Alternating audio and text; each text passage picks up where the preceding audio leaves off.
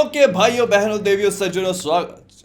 Basically आप Deadpool and Wolverine का trailer तो अभी तक दूर दूर तक कते पते नहीं है। ऐसा सुनने में आ रहा है कि मई में कभी ड्रॉप हो जाएगा, लेकिन इसका मतलब ये नहीं है कि हम लोग इसके बारे में बात ही नहीं करेंगे, because it is the upcoming Spiderman no way home, या फिर मुझे यूं कहना चाहिए कि अपकमिंग मल्टीवर्स ऑफ मैडनेस, क्योंकि इसमें डेडपूल पूरे के पूरे मल्टीवर्स में मैडनेस मचाता हुआ नजर आएगा। लेकिन उससे भी ज्यादा इंटरेस्टिंग बात यह है कि जो छोटा सा टीजर इन लोगों ने ड्रॉप किया था उसमें हमको एक्समैन का काफी कुछ देखने को मिला था, और भले ही ये गुजरे और बीते जमाने के सुपर हीरोज हों, लेकिन इनको इग्नोर नहीं किया जा सकता। एंड जितना जो कुछ भी समझ में आ रहा है, इनफैक्ट इन लोगों ने इस बात को टीजर में भी कहा था कि ये मूवी इन अ वे एक्समैन को एक प्रॉपर सेंड ऑफ हो सकती है। आई मीन ह्यू जैकमैन के वोल्वरीन को तो नहीं, क्योंकि they know this is the money making machine, और उसको वो लोग प्रोबेबली सीक्रेट वॉर्स तक कंटिन्यू रखेंगे। लेकिन हाँ, जो पुराने लेगेसी एक्समैन कैरेक्टर्स थे उनको लेकर एक प्रॉपर सेंड ऑफ जरूर। लेकिन सवाल ये पैदा होता है कि आखिरकार ये सारे के सारे कैरेक्टर्स इस पिक्चर में अचानक से टपक कैसे गए। इन लोगों को लेकर मार्वल वाले कैसे एक ऐसी स्टोरी लाइन कनेक्ट कर सकते हैं पुरानी फॉक्स की एक्समैन मूवीज के साथ में कि ये इस पिक्चर में अपीयर हो पाए। तो ठीक है, शुरू करते अपना पूरा दिमाग का पिटारा खोल कर, और एक एक करके सारे की सारी जो थ्योरीज हैं और पॉसिबिलिटीज हैं वो मैं आपके सामने रखना शुरू करता हूं, एंड लेट अस सी कि मूवी में क्या होता है। तो सबसे पहले तो जो मुझे सबसे नंबर 1 पॉसिबिलिटी लगती है वो है X Men days of future past वाली। मतलब जितने भी एक्समैन हम लोग इस पूरी मूवी में देखेंगे वो हो सकता है कि डेज ऑफ फ्यूचर पास्ट की टाइमलाइन के हों। अगर आपको डेज ऑफ फ्यूचर पास्ट वाली मूवी याद है तो उसमें हमारा लोगन टाइम में पीछे जाता है और वो कुछ सर्टेन चीजों को चेंज करता है, और उसके बाद मतलब मूवी के एंड में हमको एक नई टाइमलाइन देखने को मिलती है जिसमें सारे के सारे लेगेसी एक्समैन कैरेक्टर्स जिंदा हैं, क्योंकि उनको वोल्वरीन ने बचा लिया था। Who were actually not supposed to be alive, क्योंकि उसकी एक ऑल्टरनेट टाइमलाइन में वो सब मर रहे थे। दैट इज व्हाई उन लोगों को वोल्वरीन को टाइम में पीछे भेजना पड़ा, और चार्ल्स एक्जेवियर और पूरे दिमाग लगाने की वजह से वो एक्चुअली जिंदा बच गए। तो मे भी ऐसा हो सकता है कि छोटा सा चेंज ही इस पूरे यूनिवर्स का नेक्सस इवेंट बना हो, और इसी वजह से this timeline ceases to exist. मतलब the moment Wolverine convince Mystique के प्रेसिडेंट को शूट नहीं करने का है, तो उसी मोमेंट सारी की सारी चीजें चेंज हो जाती है, और वही मोमेंट बनता है नेक्सस इवेंट। क्योंकि मिस्टीक वो suppose to shoot the president, और वो टेक्निकली कैनन इवेंट था। मतलब उस पूरी टाइमलाइन में वो चीज होनी जरूरी थी, तभी आगे जा करके वो सारा का सारा सेंटिनेल्स वाली चीजें होती, और वो पूरी टाइमलाइन वैसे भी खत्म होने वाली थी। लेकिन क्योंकि चार्ल्स एक्जेवियर ने वोल्वरीन को टाइम में पीछे भेजा, वोल्वरीन ने वो सारी की सारी चीजें चेंज कर दी, और फिर एक नई टाइमलाइन क्रिएट हो गई। ऐसा हमको मूवी के एंड में दिखाया गया था कि सारे के सारे एक्समैन सर्वाइव कर जाते हैं, लेकिन I think it was not suppose to happen, ऐसा मैं सपोज कर रहा हूं। और फिर जितना मुझे समझ में आया, हो सकता है कि टीवीए फिर कहीं ना कहीं से आगे जाकर इन्वॉल्व होता है और इस पूरे के पूरे यूनिवर्स को प्रून कर देता है। आप मेरी बात समझ रहे हो?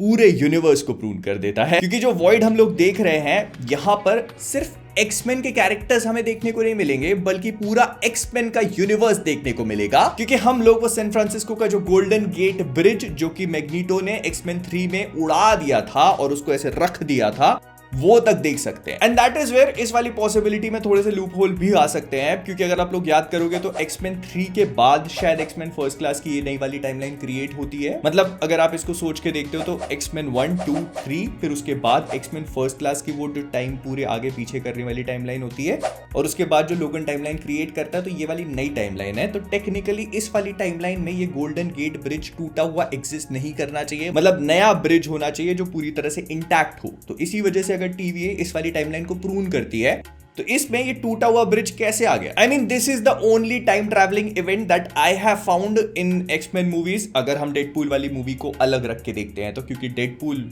पार्ट 2 में उसने टाइम ट्रैवल किया था, लेकिन जहां तक मुझे लगता है तो वो एक्समैन मूवीज में इंक्लूड नहीं किया जाएगा, क्योंकि उसमें टेक्निकली हमने कोई भी एक्समैन नहीं देखा था सिवाय वो सस्ते वालों के। लेकिन हाँ, कॉमिक वर्स है तो कॉमिक बुक्स की बात भी करी जाएंगी। तो हाँ, कॉमिक बुक्स में भी काफी सारे ऐसे इंस्टेंसेस हैं जहां पर वोल्वरीन एक्चुअली में टाइम में ट्रैवल करके पीछे जाता है। ना मजे की बात है कि जब इस पूरी कॉमिक बुक को पब्लिश किया गया था तो it wasn't Wolverine who time travels back into the past. ये काम किटी प्राइड करती है, लेकिन पूरा का पूरा वैसे के वैसे एग्जीक्यूट किया जाता है। मतलब किटी प्राइड के ब्रेन को टाइम ट्रैवल बैकवर्ड्स किया जाता है उसकी पुरानी बॉडी में, and that is how the story progresses in the comic books. लेकिन मूवी में क्योंकि वोल्वरीन के कांटों की पावर थोड़ी ज्यादा ज्यादा थी, तो इसी वजह से उन्होंने ये बड़ा काम वुल्वरीन को सौंपा। लेकिन इसके अलावा एक कॉमिक बुक और भी मेंशन करना चाहूंगा, और वो है एज ऑफ अल्ट्रॉन। जी हाँ, कॉमिक बुक्स में age of Ultron comic books movie की तरह बिल्कुल भी प्ले आउट नहीं करती। उसमें एज ऑफ अल्ट्रॉन में एक्चुअली टाइम ट्रैवल इंक्लूडेड है, और वो टाइम ट्रैवल वुल्वरीन करता है। और यहाँ पर हम लोग वुल्वरीन की कॉमिक बुक वाली ब्रूटैलिटी को एक्चुअली एक्सपीरियंस भी कर सकते हैं कि कॉमिक बुक्स में वुल्वरीन कितना ज्यादा ब्रूटल है, और हम लोग को मूवीज में उसका कितना टोन डाउन वर्जन दिखाया गया है। क्योंकि जब वो टाइम में पीछे जाता है तो उसके पास अल्ट्रॉन को रोकने का कोई और रास्ता नहीं होता, तो वो हैंक पिम को उसके अल्ट्रॉन की क्रिएशन से पहले ही जान से मार देता है, क्योंकि ये उसके हिसाब से सॉल्यूशन होता है। लेकिन जब वो टाइम में वापस जाता है, मतलब अपने प्रेजेंट टाइम में पहुंचता है, तो सिचुएशन और भी ज्यादा बुरी हो जाती है, क्योंकि सैवेज लैंड बन चुका होता है सब कुछ, और क्रीज स्क्रल वॉर उनके प्लैनेट पे हो रहा होता है। या that is another ball game,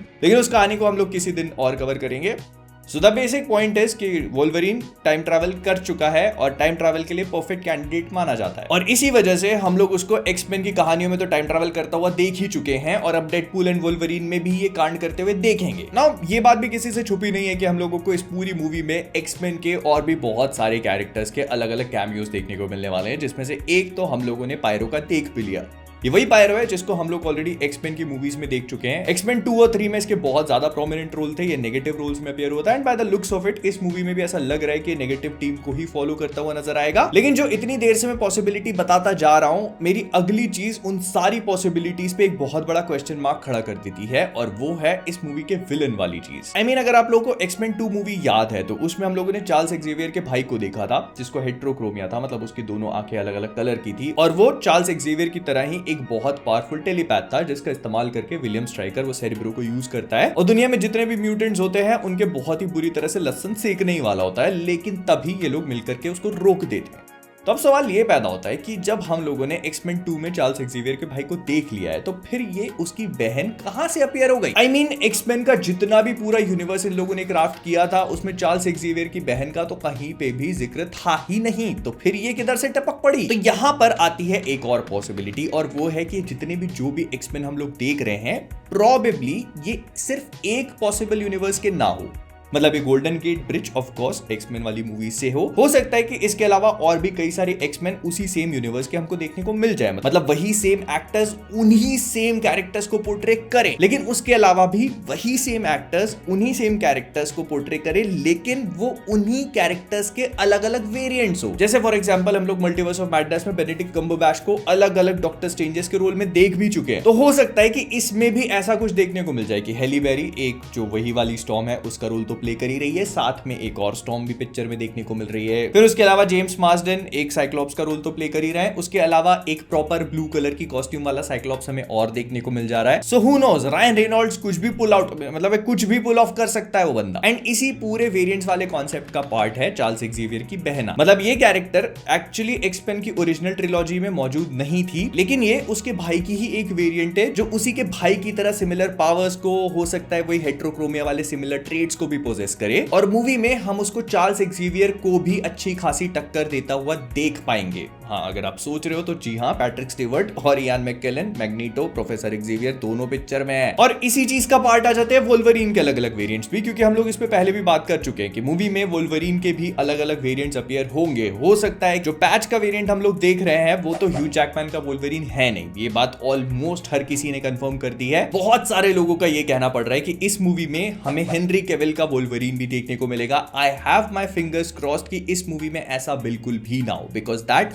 would be a huge wasted opportunity। क्योंकि आप ऐसा मान के चलो कि जितने भी कैरेक्टर्स इस मूवी में अपीयर हो रहे हैं, that is going to be a one time appearance, और उसके बाद वो लोग दोबारा हमें MCU में कभी देखने को नहीं मिलेंगे, except for Hugh Jackman and Ryan Reynolds of course. और इन लोगों को प्रोबेबली सिर्फ फैन सर्विस के लिए लेके आया जा रहा है, ताकि वो थिएटर में बिठा करके सीटियां पड़वाई जाएं और हम सब लोग उतना एंजॉय कर लें। लेकिन हाँ, बहुत सारी थ्योरीज के अकॉर्डिंगली ऐसा भी बोला जा रहा था कि जो पैच वाला वुल्वरीन है, ये मे बी MCU का ओरिजिनल वुल्वरीन हो, कि डेडपूल इससे पहले माद्रेपुर में मिलने जाएगा, इसकी मदद मांगेगा, because he thinks that he is the actual Wolverine. लेकिन फिर इसको प्रॉपर रिजेक्शन मिलेगा, वहां से बहुत ही गंदा वाला कटेगा इसका। लेकिन लोगों का ऐसा मानना पड़ता है कि इसी बहाने एमसीयू वाले अपने ओरिजिनल वोल्वरीन को भी इंट्रोड्यूस करवा सकते हैं, क्योंकि हम लोगों ने शी-हल्क में भी इसका एक छोटा सा ईस्टर एग देखा था। तो मे बी हु नोस ये शॉट हो वो जो एमसीयू के वोल्वरीन को इंट्रोड्यूस कर रहा है, बट आई डोंट वांट कि वो इस तरह से हो। I want them to take their time. ऐसे जल्दीबाजी में कोई भी कास्टिंग नहीं करी जानी चाहिए। तो अगर ये ऐसा कुछ कर रहे हो तो पहले बहुत अच्छे से सोच लेना एमसीयू वालों। बट हाँ, कुल मिला के मुझे जितना भी समझ में आया वो ये था कि हम लोग पूरी की पूरी डेडपूल मूवी में कई सारे एक्समैन के कैरेक्टर्स को देखने वाले हैं। ये एक्समैन की मूवीज से भी खींचे जाएंगे, इनको वेरिएंट्स के फॉर्म में भी हमें इंट्रोड्यूस करवाया जाएगा। बहुत सारी चीजें फैन सर्विस होंगी, कई बार खिचड़ी भी बन सकती है, लेकिन यही पूरी की पूरी डेडपूल एंड वोल्वरीन मूवी का मजा है। इसके बारे में ज्यादा सोचने का नहीं, बैठना, खाना, एंजॉय करना। बट हाँ, जितना हम लोग एमसीयू के बारे में जानते हैं, समझते हैं, तो इसके पीछे कोई ना कोई साउंड लॉजिक होगा, साउंड बेसिस होगा। लेकिन हाँ, एक थर्ड पॉसिबिलिटी और भी है और उसको इग्नोर नहीं किया जा सकता, और वो जो मैंने कुछ टाइम पहले वीडियो डाला था उसकी पॉसिबिलिटी है, जो हमने एंकर हीरो पे बात करी थी कि अगर किसी यूनिवर्स का एंकर हीरो खत्म हो जाता है तो वो यूनिवर्स धीरे धीरे करके वैनिश हो जाएगा या फिर उसका इनकर्जन होगा दूसरे किसी यूनिवर्स से। तो मे बी ये गोल्डन गेट ब्रिज और बाकी के जितने भी सुपर हीरोज हैं, ये सारी की सारी चीजें हम लोग वॉइड में देख रहे हैं। I mean this is just a theory, but I want to know what you guys think. मुझे जितना समझ में आ रहा है मैंने आप सबको बता दिया।